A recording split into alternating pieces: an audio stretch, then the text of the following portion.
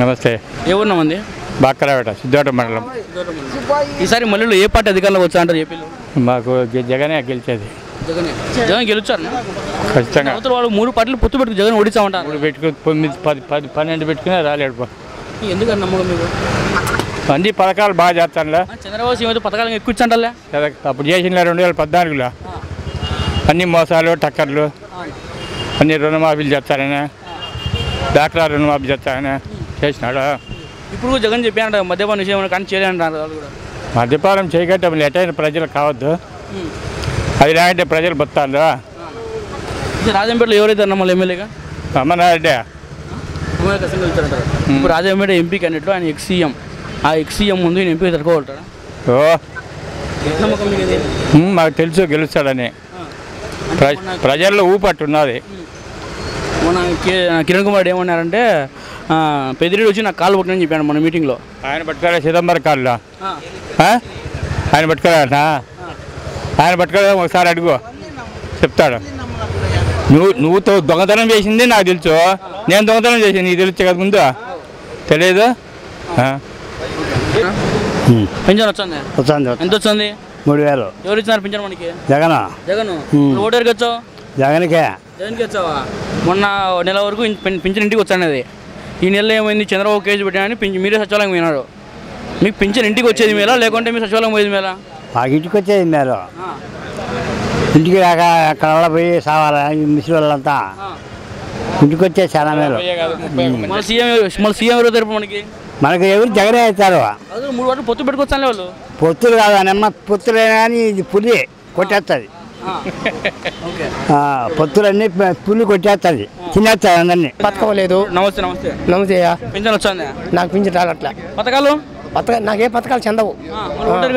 Vote నా జగన్కే. ఆయన రాని రాకపోయినా లేవు.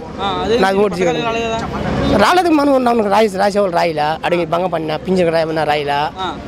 నీకు వయసు తక్కువ ఉన్నదన్నారు. ఇంకో సంవత్సరం బావాలన్నారు. ఈ సంవత్సరం కళ్ళు మూసుకుంటాము. అందాక అన్న ప్రభుత్వం ఉంటుంది. ఆ బుద్ధి రాపించుకుందాము. జగన్ గెలిచాడు ఈసారి పక్కా. పొత్తు పెట్టుకొచ్చారు వాళ్ళు పొత్తు పెట్టుకుని లక్ష మంది పెట్టుకొని వాళ్ళు పొత్తు పెట్టుకుని ఏం కాదు. ఎందుకని నమ్మకం? పీకలేరు. ఎందుకని నమ్మకం మీకు? మాకు జగన్ గెలిచిన నమ్మకం. ఆయన ఇచ్చే సంక్షేమ పథకాలు బ్రహ్మాండంగా ఉన్నాయి. చంద్రబాబు ఇంకా పథకాలు ఎక్కువ ఇచ్చాండలే.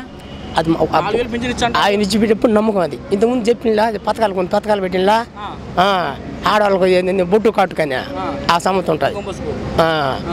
అది ఉంటుంది పాయింట్. నమస్తే అన్న. హలో. మనకు పెన్షన్ వచ్చిందన్న? ఎంత వస్తుందన్న? 3000 వస్తుండే. మనకు పెన్షన్ ఎవరు ఇచ్చా అన్న? మన జగన్ అన్న కదా. ఈసారి మళ్ళీ ఓటు ఎవరికి వచ్చాను? వాళ్ళకి జగన్ అన్నగా. చంద్రబాబు 4000 పెన్షన్ ఇచ్చాడాలి. ఇప్పుడు ఆయన వచ్చి ఇచ్చేది లేదు. పాడైన అంటే ఇప్పుడు బాబు వస్తాడు, జాబ్ వస్తే ఇస్తాడని చెప్పినాడు. ఆ కొరవ ఇస్తాడు ఆయన. ఆయన అంటే మామూలే. ఇంతకంటే మంచి పథకాలు పెడితే ఆడవాళ్ళకి బస్సు ఫ్రీ అంటే చంద్రబాబు అంత ఏం లేదు. మీతో వచ్చేది జగనే. జగన్ గెలిచారు డెఫినెట్గా. 3 బాటలు పొత్తు పెట్టుకోవచ్చు. 3 బాటలు పెట్టుకుని వచ్చినా 4 బాటలు పెట్టుకుని వచ్చినా ఏడ మంచి ఉంటే ఆడే కదా జరిగేది. మరే మరి పార్లమెంట్కి ఈయన ఎంపీ వస్తాడు. ఎక్సీఎం కదా డెఫినెట్గా ఈయన జగనే తరపులే అంతా వచ్చారు కూడా. నమస్తే. నమస్తే. ఎవరున్నామండి? వరదగారపల్లి రాజంపేట నియోజకవర్గం. ఈసారి ఏపీలో ఏ ప్రభుత్వం అధికారులు వస్తారంటారు?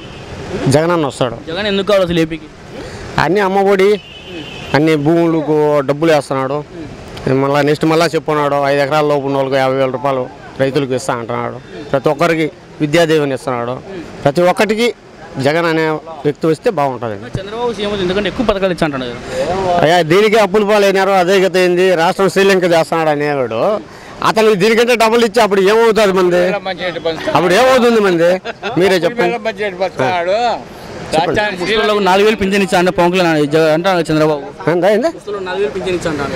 4000 ఇచ్చింది ఆయన చెప్పేది. 600 హామీలు ఇచ్చినాడు అంత ముందు 5 ఏళ్ళు. ఏమి ఇచ్చాడు మనకు? హైదరాబాద్ డెవలప్ చేసిన ఏపీని కూడా డెవలప్ చేస్తాను. 60 ఏళ్ళ కృషిగానే ఈయన చంద్రబాబు ఒకటి చేసింది కాదు. 60 సంవత్సరాల కృషి పడితే హైదరాబాద్ అయింది. చంద్రబాబు ఏమి చేయలేడు. హైదరాబాద్ ఎవరు గెలిచారంటారు?